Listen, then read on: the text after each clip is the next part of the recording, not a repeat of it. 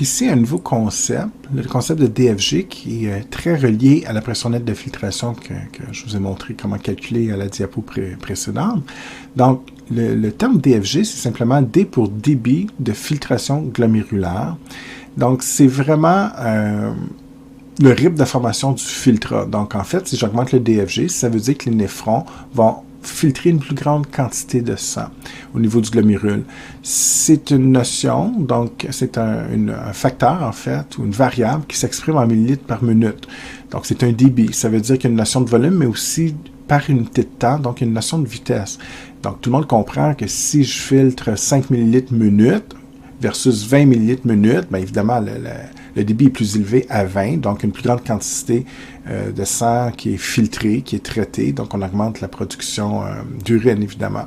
Mais il y a une notion de vitesse, parce que si je vous dis 5 millilitres minute versus 5 millilitres par heure, même si c'est le même volume, c'est beaucoup plus lent dans le deuxième exemple, donc évidemment, il y a une notion de vitesse. Alors, si on vous dit qu'on augmente le DFG, vous devez comprendre qu'il y a une plus grande quantité de filtrat qui est produit, et également, c'est probablement plus rapide.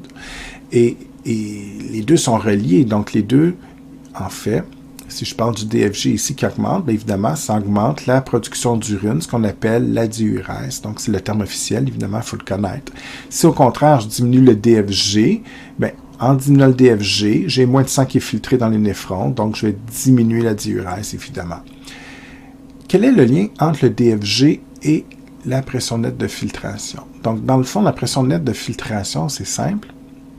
C'est le calcul, évidemment, que je vous ai montré tantôt, mais on parle de force ici, c'est la force totale. C'est une force nette. C'est pour ça qu'on parle de pression nette de filtration. Donc, on vous parlait tantôt qu'on devait avoir une pression nette au moins de 10 mm de mercure. Bien évidemment, si dans différentes situations que vous allez étudier éventuellement, on vous montre que la pression nette de filtration augmente, comme la force totale, au lieu de 10, exemple, on monte à 20, bien, si ma pression nette de filtration est 20, elle est plus forte, ça augmente le DFG. Si ça augmente le DFG, j'augmente la diurèse. Donc, le débit de filtration est clairement relié à la force totale. Plus que ça pousse fort, plus qu'on va forcer la filtration. À l'inverse, si au lieu de 20, je passe à 10, on diminue la pression nette de filtration, on diminue le DFG, donc on diminue la production d'urine. Et si elle diminue en bas de 10, exemple à 9, bien évidemment, dans ce cas-ci, j'arrête complètement la filtration. Là, le DFG est à 0, puis là, les reins arrêteraient de filtrer, ce qu'on ne veut pas, évidemment. Donc, voilà pour ça. Deuxième concept qui est nouveau, la pression nette de filtration qui influence le DFG peut également affecter la réabsorption. Donc, la réabsorption, il faut se souvenir, si je refais un néphron ici très schématique, donc, toujours le même concept. Ici, je vais faire le tubule contourné proximal, l'anse, le distal, avec le collecteur. Et on avait vu que, donc évidemment, il y a l'afférente, glomérule, efférente, mais on pouvait faire également un capillaire ici, qu'on appelait le capillaire péritubulaire, et il y avait des échanges possibles entre le capillaire et les tubules. Donc, on pouvait réabsorber vers le sang. Donc, je vous disais R pour retour vers le sang. Puis on avait vu dans la dernière capsule également, il y avait de la sécrétion pour donc des éléments qui partaient du capillaire vers le tubule rénal. Ce qui m'intéresse aujourd'hui, c'est la réabsorption. Donc, le DFG peut affecter la réabsorption. Je pense que pour la plupart d'entre vous, le lien entre le DFG, pression nette, filtration, production d'urine est assez clair. Mais il faut quand même garder en tête qu'on peut influencer la réabsorption. Donc, si j'augmente le DFG, ce qu'il faut comprendre, c'est que le débit de filtration est rapide. Donc, les molécules en circulation dans le tubule vont aller très vite. Donc, plus le DFG augmente, plus la filtration se fait vite, mais plus que le flux ici, à l'intérieur des tubules rénaux, va être rapide. Plus difficile de réabsorber. On diminue la réabsorption. Et c'est vrai pour toutes les molécules, que ce soit le glucose ou l'urée, donc que ce soit des déchets toxiques ou des molécules vitales ou essentielles, plus que ça circule vite, on n'a pas le temps de réabsorber. Et pourquoi? Bien, la réabsorption se fait toujours avec les mêmes processus. Transport passif, transport actif. Donc, évidemment, s'il y a des transporteurs qui sont impliqués, il faut laisser le temps à la molécule d'interagir avec le transporteur pour pouvoir déplacer la molécule vers le sang. Si ça se fait trop vite, l'interaction entre le transporteur et la molécule est affaiblie. C'est plus difficile, c'est moins efficace. Et plus que ça va être rapide, moins qu'on réabsorbe. L'inverse est également vrai. Si le DFG ralentit de façon importante, ça circule beaucoup plus lentement. Donc là, on favorise la réabsorption. Donc, quand on forme moins d'urine, on réabsorbe plus. Ça veut dire ce qui devrait normalement se retrouver dans l'urine, on a le temps de le réabsorber.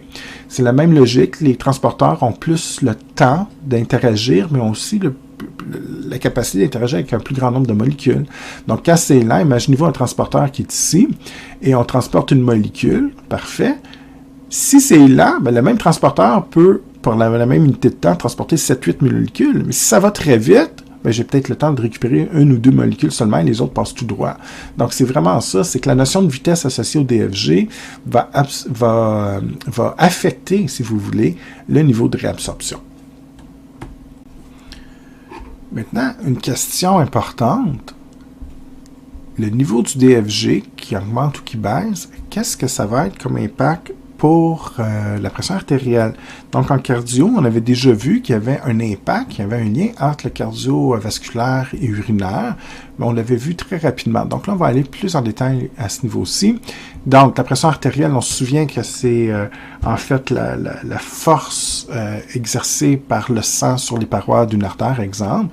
Donc, la question, si j'augmente le DFG, comment ça peut influencer sur la pression artérielle de la personne? Alors, évidemment, ce que je veux que tu sois capable de me dire, si j'augmente la pression nette de filtration, j'augmente le DFG, j'augmente la formation d'urine. Donc, c'est ce qu'on avait vu tantôt. Par contre, ça va faire quoi sur la pression artérielle? C'est très simple. Imaginez-vous que, exemple, l'eau, il y a plusieurs endroits qu'on retrouve dans le corps, mais pour la fin de l'explication, on va s'imaginer qu'il est à deux seuls endroits, dans les vaisseaux sanguins ou dans l'urine. Donc, si je perds de l'eau dans l'urine, elle quitte les vaisseaux sanguins pour aller dans l'urine. C'est une perte au niveau des vaisseaux sanguins, donc j'ai un volume sanguin qui est plus faible. Et si, au contraire, j'ai moins d'eau dans l'urine, ça veut dire que je la conserve dans mon système cardiovasculaire, j'ai donc un plus grand volume sanguin. Et ce qu'il faut tout simplement garder en tête, si vous comprenez le premier concept que je viens d'énoncer, c'est que si j'augmente le volume de sang, ça c'est du cardio, qu'on a déjà vu, mais il faut s'en souvenir pour aujourd'hui. Donc, si j'augmente le volume sanguin, mais évidemment, j'ai plus de liquide, ça pousse plus fort sur les parois, donc ça augmente la pression artérielle, la PA. Donc, je repose la question, si j'augmente le DFG, j'augmente la production de liquide, ça veut dire, la production d'urine, ça veut dire quoi? Ça veut dire qu'il y a une perte nette du point de vue sanguin. Ça veut dire qu'on va diminuer la pression artérielle parce qu'il y a une fuite d'eau, si vous voulez, dans l'urine. Il m'en reste moins dans les vaisseaux sanguins. Au contraire, si le DFG diminue et les reins filtrent moins, il y a moins d'urine de produit, ce qui fait qu'il y a une perte moins grande d'eau. Donc, il y a une accumulation de liquide dans les vaisseaux sanguins. Ça va augmenter la PA. Tellement important pour vous parce que une façon d'ajuster la pression artérielle chez le patient, c'est d'utiliser des médicaments que vous avez peut-être déjà entendu parler. Et sinon, vous allez voir, vous allez utiliser ça fréquemment, c'est très fréquent. Des médicaments qu'on appelle diurétiques ou antidiurétiques. Traduction française. Diurétique, on favorise la diurèse, donc production d'urine. Antidiurétique, tu bloques la diurèse. Donc, si vous avez un patient qui a une pression artérielle trop forte, vous voulez diminuer sa pression. Évidemment, vous ne voulez pas l'augmenter. Il est déjà à 200. Si vous voulez l'augmenter, ça va amener des problèmes. Donc, vous voulez la diminuer. Vous allez donner des diurétiques. Ce que vous allez faire, vous stimulez les reins à produire de l'urine. Vous augmentez le DFG avec le médicament. Urine plus, perte d'eau, diminue la pression artérielle à un niveau acceptable. L'inverse est aussi vrai. Si vous donnez un antidiurétique parce que la personne a une pression très faible, vous voulez remonter la pression. Donc, si vous voulez remonter la pression, vous bloquez la formation d'urine. Et en bloquant la formation d'urine, bien évidemment, vous conservez le liquide, vous augmentez le volume sanguin, et si vous augmentez le volume sanguin, vous contribuez à augmenter la pression artérielle. C'est donc une façon de faire. Il y a d'autres classes de médicaments, donc bien sûr que les diurétiques, antidiurétiques sont très utilisés, mais il y a également d'autres classes de médicaments qui vont interférer avec le système nerveux sympathique ou parasympathique. Donc, exemple des bêta-bloquants, là, vous jouez au niveau des récepteurs aux différents neurotransmetteurs, qui donc, c'est une autre histoire, ça va plus moduler, en fait, l'influx nerveux au niveau du système cardio-nectaire du cœur. Donc, on peut augmenter la fréquence ou la diminuer pour ajuster également la pression artérielle. Généralement, c'est à peu près les deux types de médicaments qu'on utilise pour ajuster les problèmes de pression. Ceci étant dit, ce qui est particulièrement important pour le prochain examen, c'est plus ce que je vais donner comme exemple. Donc, comprendre un petit peu comment la fonction d'urine, la formation d'urine va affecter justement cette pression artérielle. Je vous avais dit à la fin de la première capsule qu'on allait discuter dans la capsule 2 un peu les mécanismes de régulation pour ajuster justement cette formation d'urine, donc la diurèse. En fait, comme beaucoup de choses, on parle d'homéostasie, donc si la production d'urine elle est très élevée chez une personne, bien, il faut la diminuer, puis l'inverse est aussi vrai, c'est des rétroinhibitions, si elle est trop faible, il faut la remonter. Donc, on a des processus qui vont constamment ajuster le DFG, donc le niveau de filtration glomérulaire. L'idée, c'est de garder un équilibre. On veut un DFG qui reste à la normale ou à peu près dans les normes, dans un intervalle normal. Donc, on a deux types de processus qui vont influencer le DFG. Il y a les processus qu'on dit intrinsèques, donc c'est des processus qui vont se faire au niveau du rein. On va parler d'autorégulation du rein. Ça, c'est un concept, encore une fois, qu'on avait vu en cardiovasculaire. On va beaucoup en parler maintenant, vous allez voir. Donc, l'autorégulation du rein, la première chose que je vous demande de retenir, c'est des processus qui affectent uniquement le rein, mais qui n'ont aucune espèce d'implication dans le système au complet. Donc, on n'a pas d'impact systémique. C'est vraiment au niveau du rein, du néphron, qu'on va provoquer des modifications pour ajuster le DFG. Mais il y a également des facteurs extrinsèques qui peuvent influencer, et ça va être traité beaucoup plus dans la troisième capsule, donc j'en parlerai pas aujourd'hui. Le processus va se faire à l'extérieur du rein. En gros, ça va être une réponse hormonale ou nerveuse, et évidemment, là, vous comprenez très bien que l'impact, oui, on va affecter le DFG ou le rein, possiblement, mais l'impact est généralisé. On peut agir sur d'autres organes, comme, je ne sais pas, il y a une hormone qui peut agir sur les artères, sur les reins. Donc, on a un effet généralisé, alors qu'intrinsèque, quand on est en autorégulation, un terme qui va revenir souvent, on affecte seulement le rein. Quel facteur va influencer le débit de filtration glomérulaire ou le DFG? Il y en a plusieurs. Il y en a un que j'ai déjà discuté à la capsule 1, donc la surface de membrane de filtration avec les mésangiocytes. Souvenez-vous, je vous avais fait un petit dessin. On peut augmenter la surface de filtration. Donc, si on relâche les mésangiocytes avec une plus grande surface, bien évidemment, la formation d'urine va être plus élevée. Aujourd'hui, on peut rajouter un terme. Si la formation d'urine est plus élevée, évidemment, on peut dire que le DFG est plus fort, évidemment. Si on arrive aussi à ajuster le diamètre de l'artériole afférente, donc évidemment, si j'ouvre l'artériole afférente, bien, il y a donc une vasodilatation, il y a plus de sang qui entre dans le glomérule, plus de sang qui est filtré, donc on augmente le DFG, augmente la production d'urine.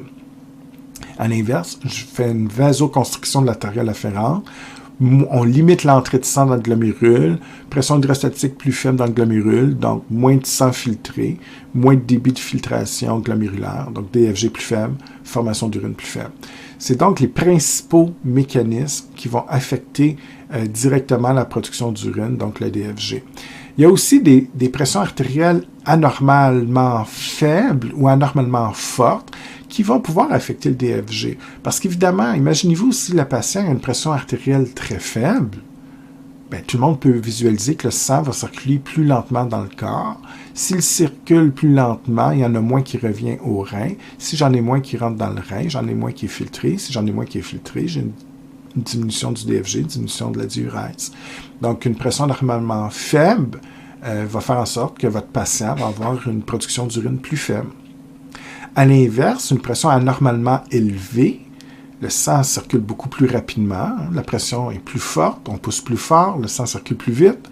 Si le sang circule plus vite et plus rapidement, j'en ai plus qui revient au rein. Si j'ai une plus grande quantité qui rentre dans le rein, j'en ai plus qui va être filtré.